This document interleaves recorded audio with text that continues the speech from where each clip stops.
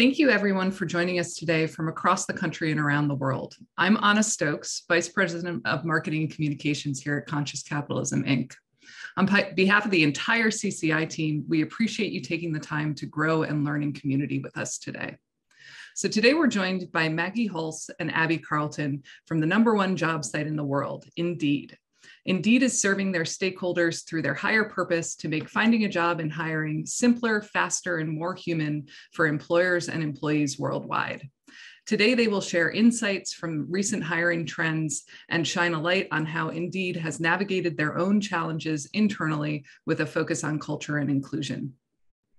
As many of you may know, conscious capitalism is a philosophy that emphasizes the human nature of business, as well as a movement of business leaders from around the world who are working to change the practice and perception of capitalism as a means to elevate humanity. Conscious Capitalism, Inc. is a nonprofit organization dedicated to catalyzing that movement by creating learning opportunities like today's session and building systems of support for practicing conscious capitalists through our Senior Leader Network membership. Several times a month, we're offering these virtual gatherings as a way for our community to see this philosophy take shape in the leadership journeys and business practices of those in our network. Today's gathering will run for about 45 minutes. Maggie and Abby will be in conversation for about 30 minutes, and then we'll transition to audience questions during the last 10 to 15 minutes of our session. Please use the Q&A box at the bottom of your screen, and we'll try to get to as many of your questions as we can during our time together. If you have any technical questions or issues, please email us at info@consciouscapitalism.org. And now it is my pleasure to introduce today's speakers, Maggie Hulce and Abby Carlton. Maggie Hulce is Executive Vice President and General Manager for Enterprise at Indeed. In her role, she focuses on shaping product and go-to-market priorities for Indeed's largest global customers. Maggie is also a member of Conscious Capitalism's Senior Leader Network. We are also excited to be joined by Abby Carlton, the Global Head of Social Impact at Indeed. She leads a team that is building their global efforts to help struggling job seekers overcome barriers and find quality jobs. We are so excited to welcome you both here today and are looking forward to today's conversation. Abby and Maggie, I'll hand it over to you. All right, thank you so much. We're so happy to be here with you today. And we want to cover 3 broad topics. As you all heard before we open it up for questions, how we at Indeed are thinking about living our higher purpose, trends we're seeing in the labor market, and how we're helping employers think about more human-centric hiring. So, Abby and I are gonna sort of talk back and forth in this session. We're excited with all the things we wanted to share, but I wanted to just start with a little bit of context about Indeed. So Indeed, as you heard, is the #1 job site in the world. We have more than 250 million unique visitors every month. Our mission for the last 17 years has been to help all people get jobs.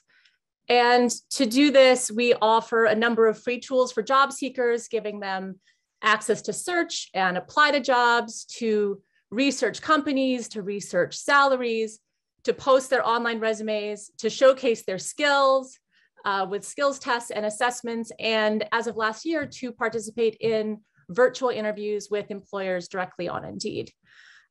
We have about 3 million employers who use Indeed to find and hire employees, really with jobs that span all industries, categories, education levels, years of experience.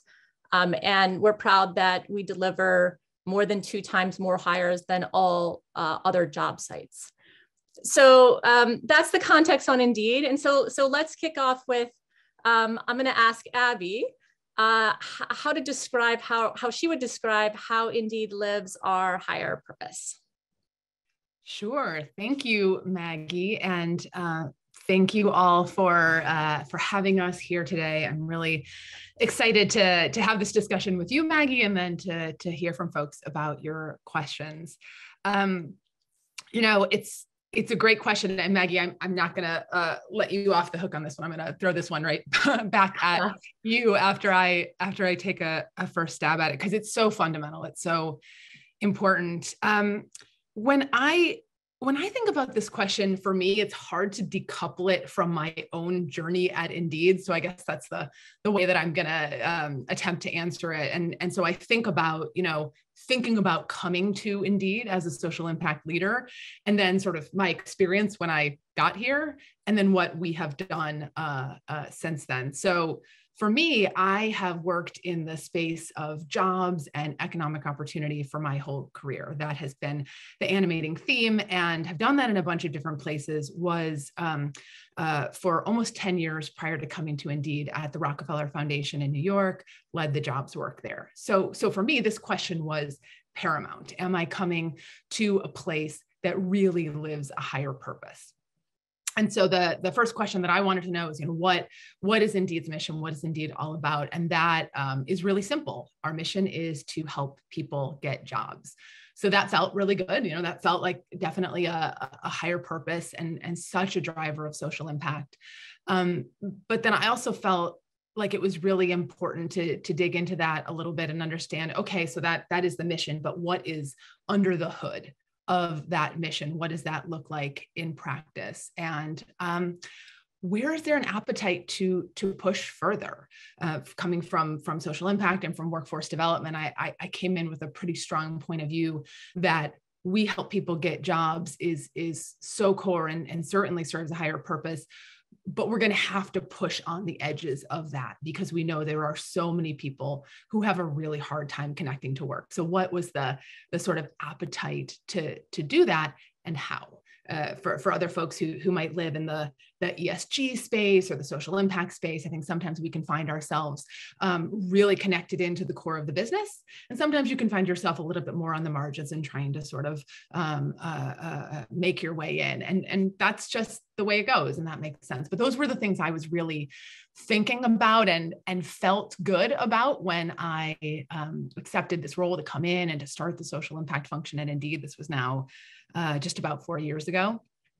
And then what was so great is to sort of feel like those things were in place, but to get to Indeed and to really see and realize that higher purpose is in Indeed's DNA. It is part of the core business. And it was, Maggie, you will remember this well because we spent so much time together on this, but I'm remembering back to the early days of the pandemic when unemployment rates in the US were just going through the roof, and there were employers who were desperate to hire. There were employee or sort of folks who lost their jobs and really needed work. And for me, that is such a powerful example of how Indeed lives its higher purpose. You think of yourself as being the social impact leader. Okay, what is my team going to drive? And certainly we did drive different initiatives, but it was really the company, everyone from where they sat,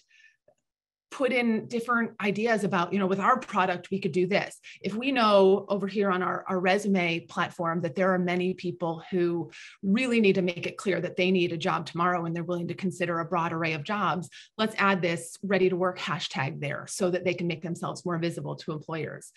So it was just so inspiring to see that in a moment like that Indeed's higher purpose really came into focus, and that those ideas came in from everywhere. And it was the job of my team to kind of organize them and triage and prioritize and just get them in the hands of the right folks to execute on them. So for me, there was this sort of, what will this be? And then, okay, this is really, higher purpose is really embedded in the DNA of the place.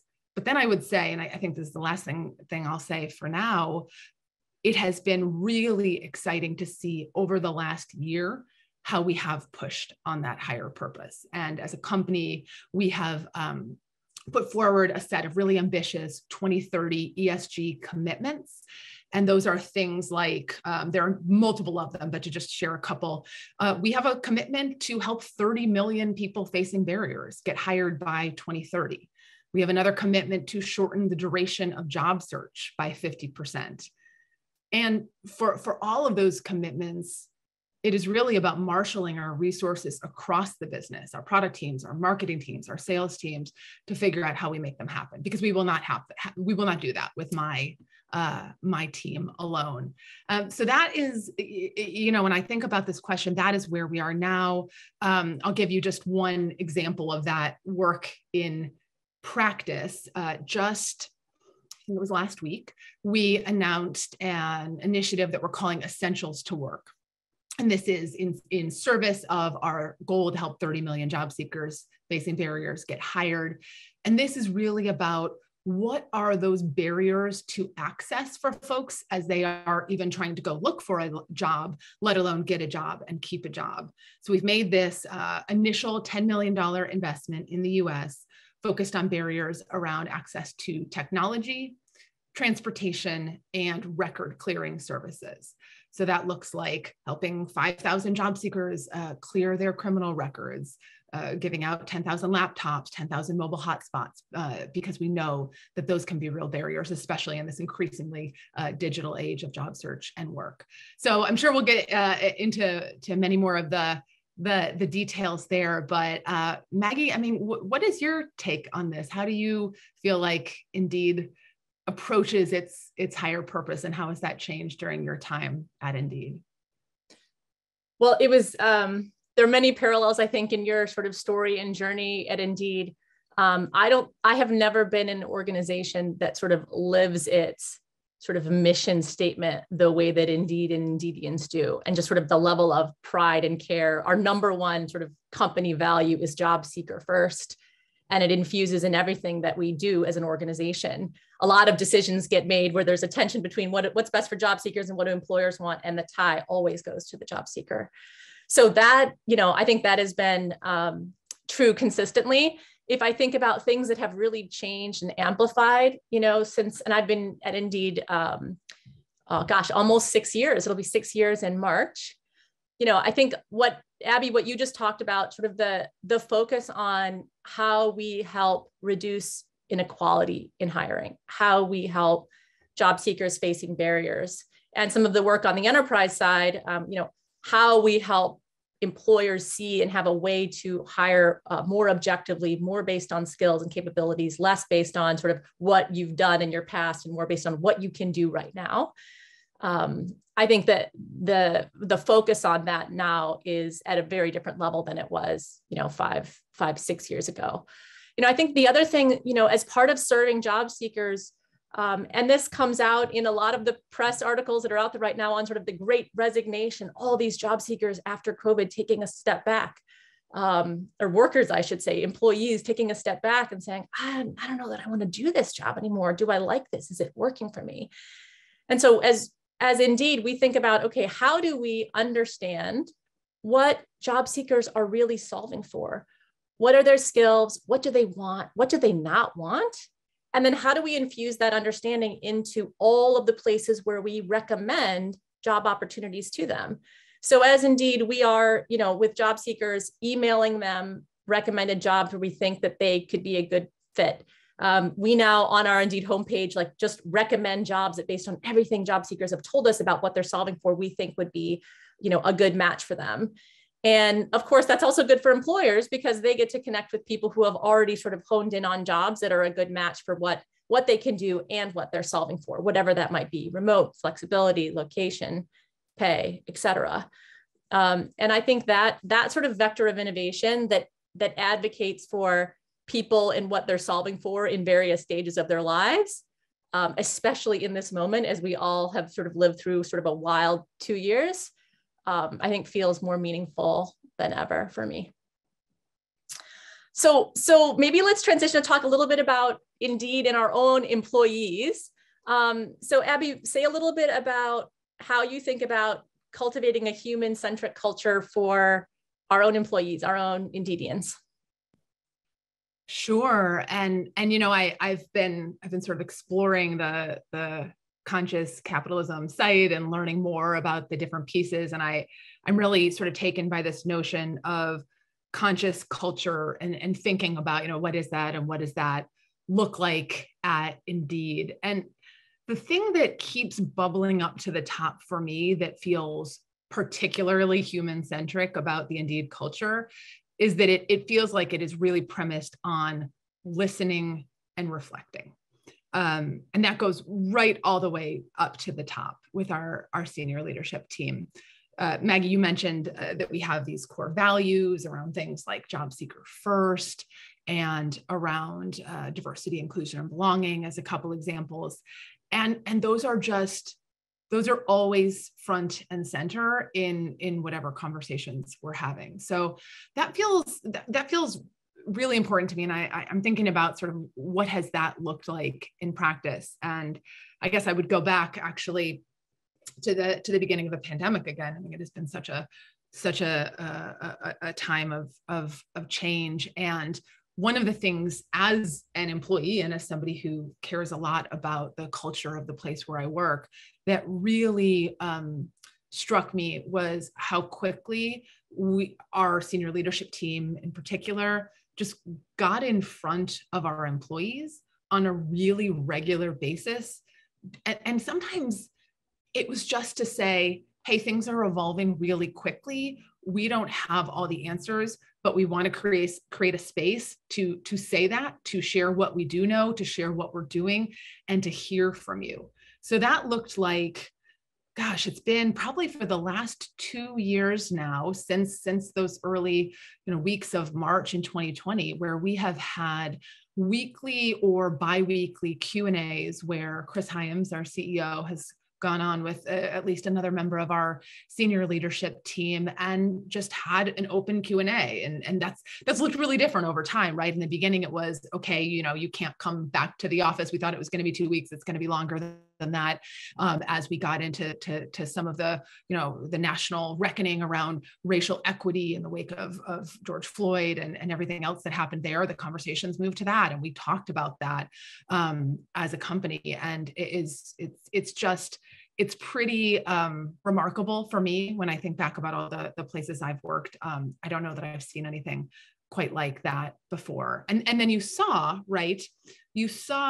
things emerge from that. You saw actions emerge from that. One of the things that I know I am really grateful for as a mom of a bunch of little kids is that Indeed implemented in 2020 and continues till now, monthly, what we call U days. And this is a global day off, 1 day a month. And it's amazing. And people use it for all different kinds of things, whether it's getting in doctor's appointments or spending time with family or any number of things. It has just been a really powerful reflection on, especially in those early days, folks weren't maybe taking as much time off and we all were in our homes, and it was just sort of meant to really put the health and well-being of employees first.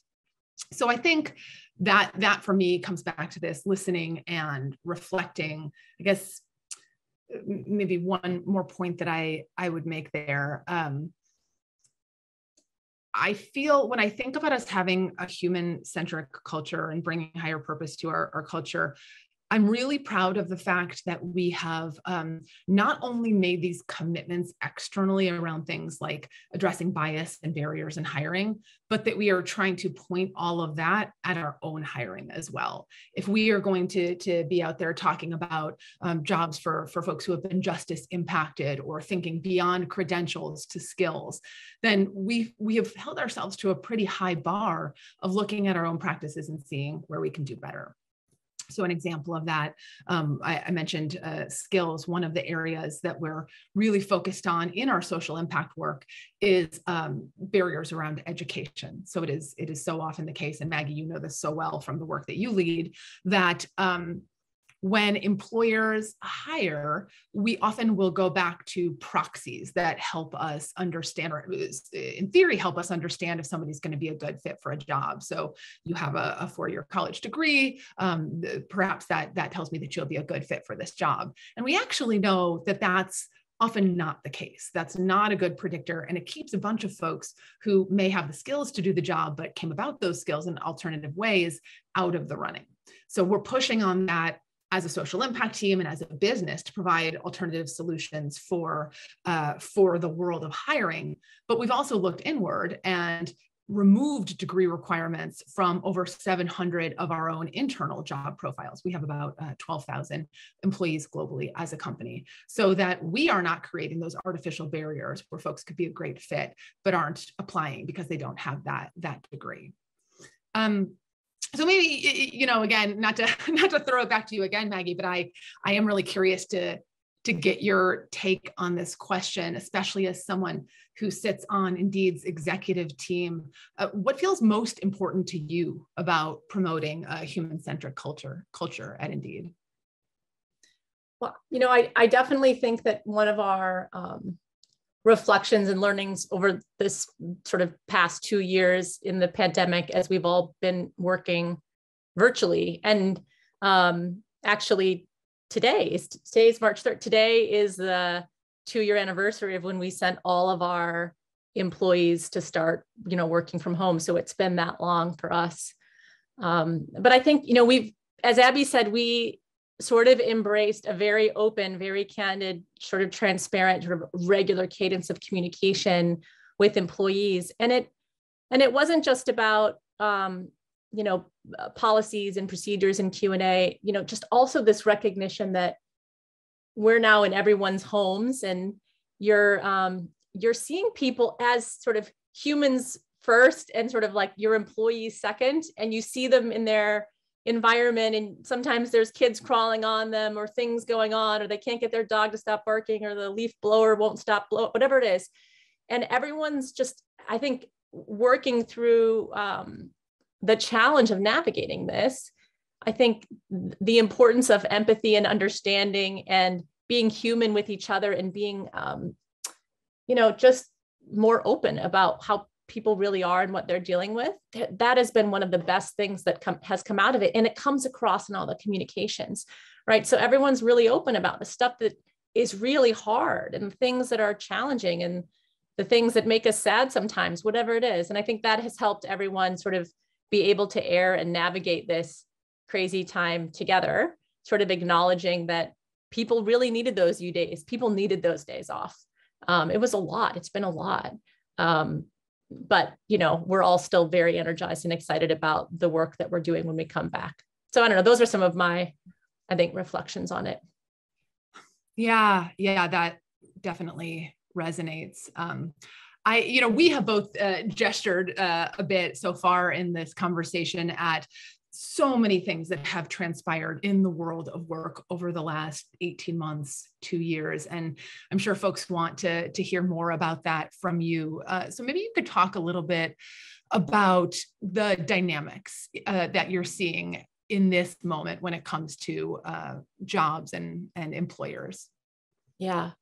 Well, as some of you may know, we, as part of Indeed, we have a number of economists, and we do a lot of research on the labor market, leveraging our own internal data, but also just trying to understand what is happening with jobs and employment. And we publish those reports on a regular basis. But, some of the insights that, we're seeing right now, I mean, it's absolutely true that jobs and open jobs have come back, consistent with a lot of the news. This month, February, job postings were 60% above February of 2 years ago, which we consider to be the pre-pandemic baseline. And yet the gap between the number of open jobs and the number of unemployed workers has never been greater. So this is sort of the conundrum. We have this great sort of resignation, and yet the number of unemployed workers doesn't at all align with how many open jobs there are. So that mismatch, the mismatch in jobs and available workers persists. And we see, really up until February, March this year, like there's been a lot of factors still keeping many workers on the sidelines. Obviously, a lot of people have still been concerned about the pandemic. We still don't have a vaccine for really young children. Childcare responsibilities for women in the work in particular remain a major constraint. School has not been steady. We all know this, but these are real reasons why we have a lot of, job seekers still on the sidelines. I think if you look across sectors, and again, we serve sort of all sectors, all types of jobs, every single sector is above the pre-pandemic baseline. And that's especially true for, roles like human resources has never been more important in companies, software development, right? But many sectors are still feeling the residual effects from the latest wave of the pandemic. So for example, even over the last 4 weeks, we saw food prep and service, retail, and hospitality and tourism all decline in that 4-week period. But these are in-person focused jobs that are particularly vulnerable to spikes in the pandemic, right? So those patterns and which jobs are more vulnerable to the swings, is somewhat predictable. We also see that there is less job seeker interest in some of the lower wage in-person sectors like loading and stocking, personal care and home health than was the case before the pandemic. And that is putting, wage pressure on some of those roles. And I think we think that it may be one of the more important, or maybe one of the only tactics that will make a real difference for some of these employers if they're way out of line in terms of pay relative to other positions, similarly skilled job seekers can find. All of that said, there's a lot of things that we see employers doing. And, with our sister company, Glassdoor, we are helping employers tell their employer value proposition. What is it that's great about my company? Why should you come work for me? So some of the things we recommend and have seen work are, how do you highlight your company's unique culture and benefits? Many organizations have offered mental health and wellness benefits since the onset of COVID, or maybe they allow pets to come in. More flexibility and your remote work options. We've seen a steady increase of postings with remote terms. So those, if they're relevant for you as an employer, make sure job seekers can see them and are taking that into account.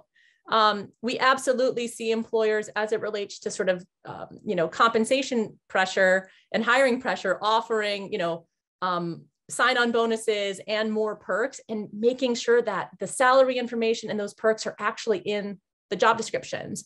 And this is something that as Indeed, we care a lot about as it relates to transparency and fairness and pay equity. How do we make sure that salary and pay is more transparent? And we ideally want that to be across all jobs that are available.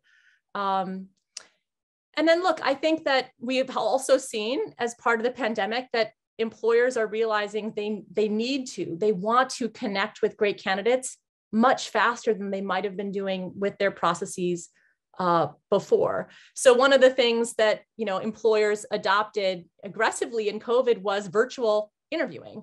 According to our surveys, now 82% of employers now use virtual interviews, at least for some of their roles, and 93% intend to continue to do so, given it's faster, it's actually easier to manage, and it delivers a better candidate experience, all things that actually matter for ROI and matter for ultimately your ability to make hires. I think we've also seen on a positive side, and very much related to what Abby said before, employers with virtual processes can adopt skill-based hiring in a more scalable way, because it's something that can be just part of the flow of the process. So just related to that, Abby, given the work that you do with social impact, maybe say a little bit about what you see employers doing to increase focus on D&I in particular. Yeah, it's really been such an exciting time for this work. And I feel like I need to say that with the caveat that I think a lot of the reasons that have made this so front and center are things that none of us would have wished had transpired. And at the same time, let's make sure that we, while there is increased focus on diversity and inclusion in the workplace, that we really kind of push forward as much as we can and introduce new solutions. So I would say this isn't a new topic, but this is a huge area of focus for a lot of the employers that we work with at Indeed. And I think that is part pandemic and the labor market roller coaster that we have all been on. That is part going back to what I was mentioning before, this reckoning we have had around racial equity and incredibly important conversations that are taking place there. And all of that has translated to a lot of opportunities for employers to take a step back and to say, what can we do? What should we do? And take a look at their talent practices. So I'll share just a couple of insights, a couple of stats with you. The overwhelming majority of employers tell us that updating their hiring practices, updating their HR practices helps them hire more diverse talent. And that can look like things such as considering a candidate's skills over past work experience, as Maggie was just describing, using virtual interviews. There are multiple benefits of doing that in terms of speed and complexity, but employers are also telling us that they're having a more diverse talent pool when they're using virtual interviews. Updating job descriptions. This is a really big one, going back and looking at the language, both the language and the requirements in a job posting to say, who might I be discouraging or encouraging based on the way I'm talking about this job, and who's not going to apply because we have sort of stacked this up with so many requirements that there are just very few people who could actually meet all of them. I think, we're hearing a lot around the importance of diverse interview panels and working to improve that. And then maybe the last piece that I'll mention is thinking about where we source talent in different ways. And that can take on a couple of different shapes, obviously, with the rise of remote work and digital work, going outside of the traditional in-person markets where you operate to find talent can really open up opportunities to tap into different talent pools. I would also say, through our social impact work, we have the opportunity to partner with a lot of workforce development organizations that are creating pipelines of talent of folks who might be traditionally marginalized, traditionally left out. And we've seen an increasing number of employers even reach out to us to say, how do I connect with those pipelines? How do I connect with organizations that are supporting and serving folks? So, I could go on, but those are some of the maybe top level things that I have noticed. And I actually love to come back to the skills piece for a second. We both mentioned that at different points during the conversation, Maggie, and I know, this is a place where your enterprise team is very focused on helping employers focus on skills when they're putting a role forward and hiring. And that is good for business, and that is good as we're starting to see for diversity and inclusion. But can you talk a little bit more about the specific solutions that y'all have been working on? Yeah, so last year we launched a solution called Indeed Hiring Platform, and it's really a fully integrated hiring solution that automates every step from sourcing candidates to interview. So that includes sourcing, screening, scheduling, reminders, notifications, through to a virtual interview. And in the case of IHP, employers set objective questions or screening criteria. We have a whole library of assessments they can also choose from. And anyone who has the demonstrated skill required for the role immediately proceeds to schedule an interview. It does not matter what their background is or their past experience. It's entirely based on, did they convey, did they demonstrate the skills required for the job? And, importantly, employers literally do not see the candidate resume until the interview. So you don't have the problem of talent or skill being overlooked based on, unconscious biases that can creep in resume reviews, like where they went to school or their name or gaps in their past experience, et cetera. And, the benefit for employers, for recruiters, they get to spend less time on manual tasks. Usually screening resumes and scheduling interviews is like 80% of their time, and it's all manual stuff. And they get to focus on the human part of their job, actually interviewing candidates and engaging with candidates who already have this demonstrated skills required for the job. Really the most important part of hiring. And again, Indeed is job seeker first. So the job seeker experience is so much better with a flow like this, because they don't ever wait or wonder, where do I stand in the process? They start with the job search. If they're interested, they immediately go into the screening. If they have the qualifications, the next screen is the interview schedule with time slots. They pick one. And if they don't have the criteria, we can recommend other opportunities that might be a better fit for them. So they go from initial interest to interview booked in a matter of minutes. And for them, the process is therefore dramatically faster and more transparent. And, you know, we've had consistently positive, 90% plus positive feedback from job seekers that it's a great experience for them. So that's, I think, part of why we've been so excited about the potential. Right? There's numerous benefits for employers and job seekers, but the objectivity of the flow is part of what makes it fast and what makes it more human. So, you know, look, I think the other thing that maybe sometimes we don't recognize is virtual interviews, you know, can allow more people to have, you know, access to the ability to have the conversation. You have oftentimes more choice for things that fit in your schedule when you can do it by phone or by video. You know, you're not with an in-person interview having to arrange childcare or commuting or figuring out how you're going to get away from your current job. You can actually oftentimes make it work depending on what's going on. And again, if you're trying to make sure you're seeing talent that has the capabilities as broadly as you can as an employer, that's an important factor. And it's just 1 year now that we've had IHP, but we've already had thousands of employers, you know, embrace hiring in this new way, well north of 1 million interviews, and we're really excited about its potential. So we're a little over 30 minutes, but I think at this point, we're very excited to take your questions.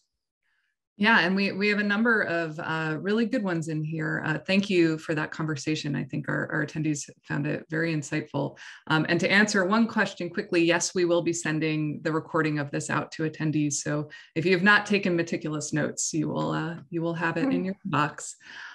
So we have a question from Paul Weber, where he's painting a picture about kind of back in the day, job seekers were in the service industry. He's talking kind of retail and restaurants here, would go to the mall, hand somebody their resume, and have the opportunity to kind of make that person-to-person connection at that resume handoff point.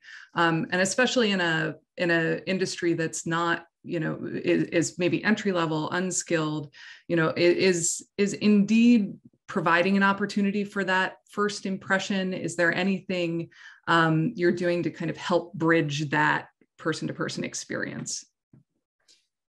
Well, I mean, I guess first I would say you see employers toggling between, depending on the role, having a virtual conversation like we're doing here, where you can get a sense of a person and, you know, have a meaningful conversation, and having an in-person one as well. So we have a number of employers who use our hiring platform, the solution I just described, actually to have job seekers who meet the qualifications go to a physical location and interview directly face-to-face with someone. Sometimes that's a second round, sometimes that's the first, depending on the nature of the job, the nature of the opportunity. So I think it's absolutely true that, you know, there's not one size fits all, or maybe one process flow that works for all employers. But again, with what I just described with IHP, it's still true that the people who qualified to go to have that face-to-face interview, it was based on some objective criteria about their skills, not necessarily based on a manual resume screen. And if I can just riff on retail for one quick second, a lot of that manual work oftentimes falls on the store managers, which is, retailers don't want their store managers doing a lot of that manual resume screening and scheduling. They want them on the floor interacting with customers or coaching associates. They want them doing retail-oriented activities. So if you can handle the administrative stuff of getting great candidates to come in and meet with the store manager and have that be a really effective use of their time, that really ensures that their time spent hiring for the store is as efficient and effective as possible. Add one sort of example in support of this kind of hybrid approach that Maggie is describing. I really, from a social impact perspective and a workforce development perspective, love the idea of sort of pushing, sort of using technology to take out some of the stages along the way that are creating barriers, while recognizing that the human component is always going to be important in certain ways. And I think back to taking our Indeed hiring events, which is a way to interview a bunch of candidates, either virtually or in person. At one time, if you have many open roles, one of the things we've been able to do through our social impact work is to work with some of our clients and say, instead of holding a hiring event at your place of business, why don't we take that hiring event and put it in a Goodwill Career Center in one of our communities, so that job seekers who may not have otherwise found their way to the place of employment for any number of reasons are there. This is where they're going to get services anyway and can connect to employers. And what we found there, very much to the point of this question, is that sometimes just getting face-to-face and introducing yourself and talking about what you can offer really made the difference. So I think for me, it's a both and. And switching gears here to how Indeed is kind of measuring things. Eric Moss has a question about how is Indeed gathering and measuring its impacts on multiple stakeholders? So with stakeholder orientation being one of the frames of conscious capitalism. So here he's listing job seekers, employers, Indeed employees, business partners, society at large, the environment. How are you measuring the impact, or are you measuring the impact across that kind of multitude of stakeholders? Do you want to start with ESG ones, Abby? Yeah, I'll offer an example, and I know we only have a couple minutes left, so I'll give a short version of this because I think we could both talk all day about this. It is so important, and I think if you look at these ESG commitments that we have put out into the world, the thing that we are probably spending the most time on right now is this question: how do we make sure that we really understand the baseline? How do we make sure that we deeply understand the experiences of different job seekers on our platform? Who's having a great experience? What can we learn from that? Who's getting stuck? Why is that happening?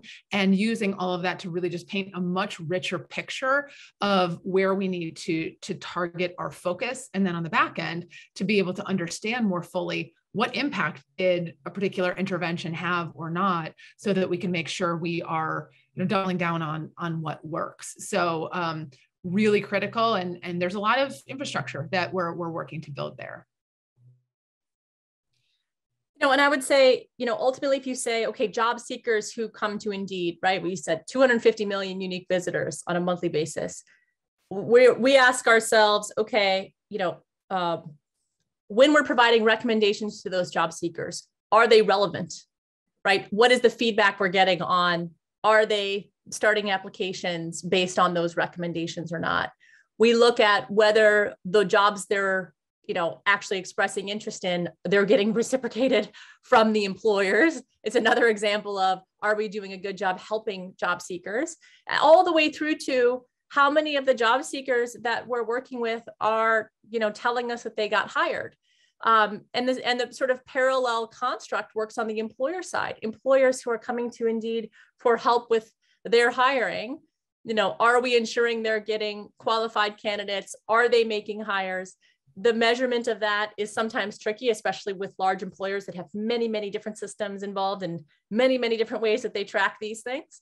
But we are making steady progress every year to measure ultimately the hires created and then the sort of derivative steps leading up to it, and trying to make sure we're delivering value for employers and value for job seekers. One other comment I would add, one of our core values, maybe seems a little strange as a core value based on how they're normally framed, but it's pay for performance. And that core value is actually all about making sure that employers don't pay us.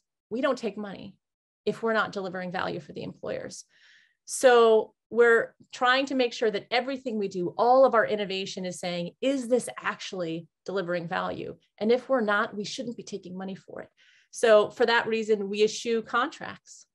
Like anyone can cancel their spend with Indeed in any moment of any day. Which is not how normal sort of SaaS or like a lot of, players in the industry work, but that's part of us believing we need to earn it every single day. And we should only take the spend if we're delivering the value. And if we deliver value, there will be a virtuous cycle there. So those are some of the things that we think about. And then we care a lot about. And the last comment is just trying to measure, are we actually doing what Abby said? Like, are we speeding up the time to hire? And how do we keep measuring, like, okay, how long is it taking for a job seeker from start to finish? How long is it taking from this step to interview? And with the automation we just described, we can see very clearly that you can take a big chunk of time out of the equation. But then the challenge is, how do you spread that across, more of the ecosystem, so the benefit of that time can be felt more consistently versus just for particular employer flows? Thank you so much for that, and for joining us today. We have more questions that I wish we could get to. I have the feeling we could talk to the two of you for the next hour or so, but unfortunately we have come to our time. We will be having a deep dive with Maggie through our Senior Leader Network. So if that's something you're interested, you're a network member, you'll have that opportunity to connect with her there. We ask that you could take 30 seconds to fill out the survey that our team put in the chat. It really helps us plan for future programming. If you're interested about learning more about conscious capitalism, if you're new to the movement, visit our website at consciouscapitalism.org. And we hope to see you at our next virtual gathering next week on March 8th with Deepa Purushothaman, the founder of End Formation and the author of The First, the Few, the Only, How Women of Color Can Redefine Power in Corporate America. So the link for that should be in the chat as well. And thank you all for joining us. Thank you to our speakers. And I hope you all have a wonderful day.